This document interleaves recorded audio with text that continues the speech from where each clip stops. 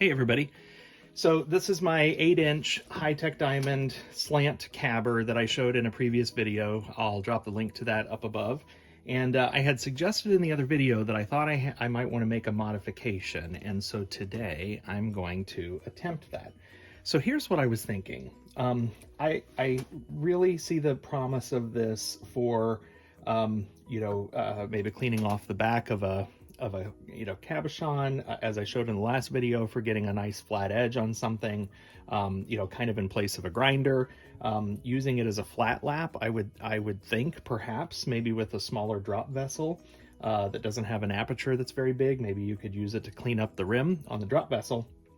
And I was really pleased with the containment system for the water and this guard, which really kept the water in. I mean, I got nothing outside of here, but this guard is really pretty restricting. So what I was thinking is that, could I modify this? The high-tech people are probably not going to be happy with me, but could I modify this piece and make it something where I could address larger pieces? So this is a piece that I made that's 10 by 10. You'll see here some inconsistency on the edge. That seems like that would be great to work on a flat lap to kind of get a nice straight edge on that. But as 8 inches with this guard, I can't do that. If I just take this off, which looks pretty simple because there are just 2 screws, I'm going to get water everywhere. So I have another idea, and let me show you what I've thought of. Okay, so what I was thinking was I could take these 2 screws out, and I saw somebody else had done this on in one of the Facebook groups. I'm sorry, I can't remember who to give them credit, but they had added some of this brushing strip here, this kind of soft brush to their Covington flat lap to contain the water. So as it splashed, it kind of ran down. And it came from a place called North Shore. I'll drop the link, but it's a garage door company. And so they make this in 4-foot sections, and sell it, and it wasn't very expensive at all. So here's my thought. I am going to take this black rim off. I'm going to cut this. It seems like this metal, it's probably aluminum, I'm guessing, is relatively thin. Honestly, the easiest way to cut it's probably just to put it on my workbench and go through it with a Dremel, use a Dremel cutting tool. So I might use that because that's what I happen to have available. But anyway, I'm going to cut this into 12-inch sections. I'll measure, of course. And then I think if I mount this inside this rim with silicone, what that's going to do is give me a much larger swath where I can go back and forth on this disc and kind of use this as a more traditional flat lap and not be limited by this 8-inch ring. Let me show you what I'm talking about.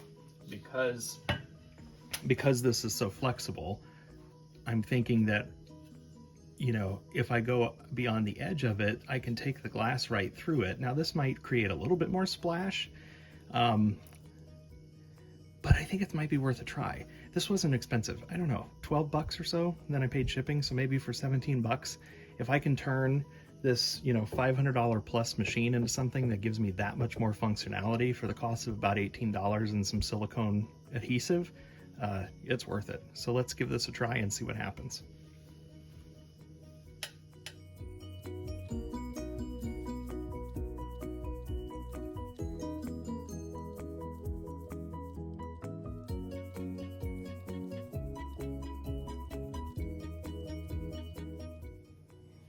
Okay, if I could appropriately keep my big belly out of the way, I think what you've seen here is I cut this one actually measured 12 inches, and I cut that and put it down below here, and frankly just wedged it in because I had it tight enough.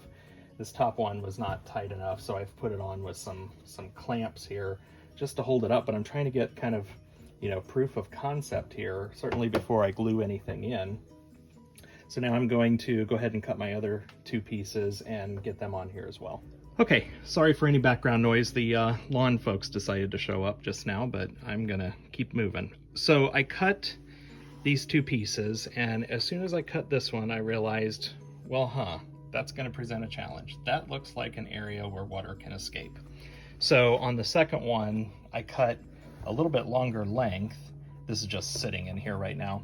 And then I used my pliers and kind of bent it. And I think then this would give me, I mean, obviously I need to kind of glue all this in and get it in the right way, but this gives me a little bit of a corner that would prevent some water from escaping. I could probably just cut a smaller piece here and put it in here, maybe as a little bridge piece. So this is rough. This is not perfect. It's an experiment. If I really want it to be perfect, I can spend, you know, $17 to order another strip and do it again. This time with a little bit more accuracy. Probably could have figured out how to fashion this together with a board or something first to kind of test the theory. But generally, I think this is going to be okay. I need to glue this in. You know, this piece is thin enough that it doesn't interfere with the water piece here. So let me get these all kind of on here in a square fashion and fill in my little gap here, get it all adhered. I was going to use this Auto Marine sealant from DAP. Anyway, let me glue this up and see what this looks like, and we'll give this a shot. Okay, I've got a lot of spring clamps kind of holding this all together. I did use just some dabs of the silicone glue because I don't know how permanent I want this to be. If it's a mess and it's not working, then I want to be able to kind of pop it off or pry it off. If I test this and I love it, then I may go back with another seal and put some additional on. But let's just give this, I don't know, 24 hours or so to hold up, and or to glue up rather, and then we'll come back and put it back together and give this a shot and see how it works. Okay, so this held up well, or it's glued on fairly well. There were a few kind of random stray hairs that were sticking out, so I clipped those off just because I don't want those to accidentally catch glass or have the wheel catch them. So now I'm going to put the wheel back on. I've already loaded up my water on top, and we're going to test this and see how much spray we get.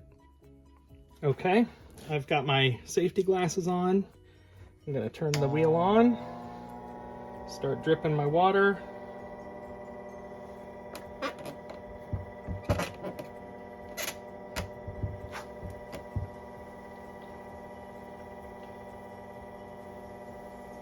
I've got the water running full blast.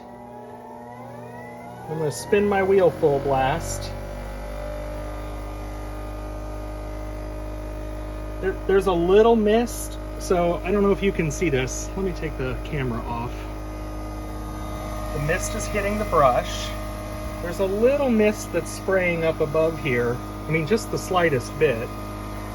But look, it looks like the brush is kind of catching it and it's dripping down in. I did get a sheet of paper here. Let's see, like on the corner here.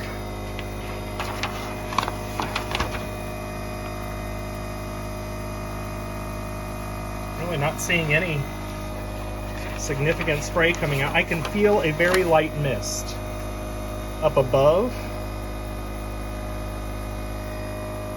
Hey guys, I think this worked.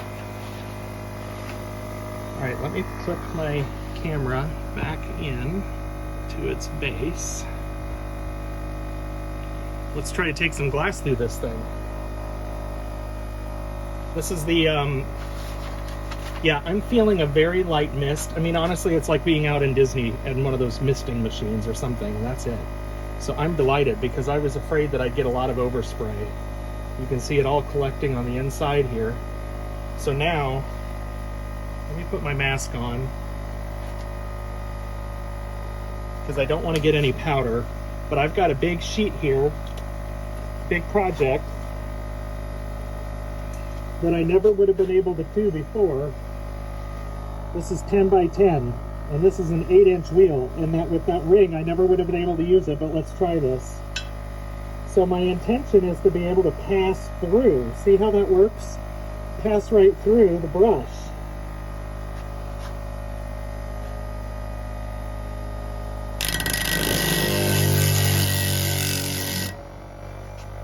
So what I'm trying to do, just so you can see how that's uneven? I'm going to even this out a little bit.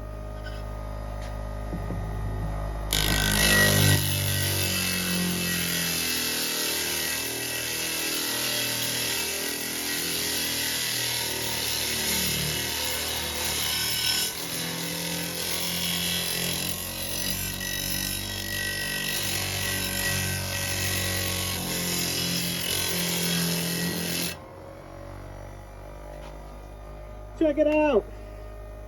Look at that. Holy cow, I'm so excited. Hang on just a second.